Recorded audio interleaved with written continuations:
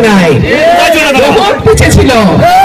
আমার গাড়ি ছিল প্রথম, রাস্তার উপরে যখন পুলিশ আটকায় আমি একা বসে পড়ছিলাম। এখানে সুমন আছে, সাংবাদিক সুমন, একমাত্র সুমন সেদিন কভার করতেছিল। কি মনে আছে সুমন?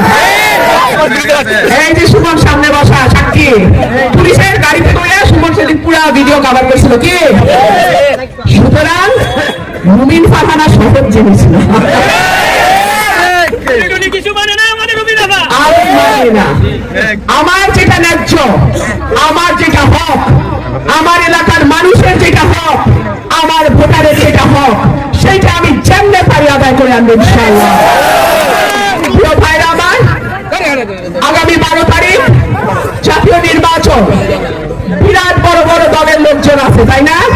এই ক্ষমতায় আইসা বসি ভাব এক একজনের, কিন্তু ক্ষমতার ফয়সালা হয় আসমানে। দেখা যাক আল্লাহ কি ফয়সালা করে। কিন্তু আমার ভোটারদের প্রতি আমার আহ্বান থাকবে, 11 তারিখ বিকাল থেকে 12 তারিখ ভোট গণনা করে লিখে সই হওয়া পর্যন্ত কেন্দ্র ছাড়বেন না। ওই কোন বড় দলের কেউ যেন ফলাফল এই দিক থেকে এই দিক করার সুযোগ না পায়।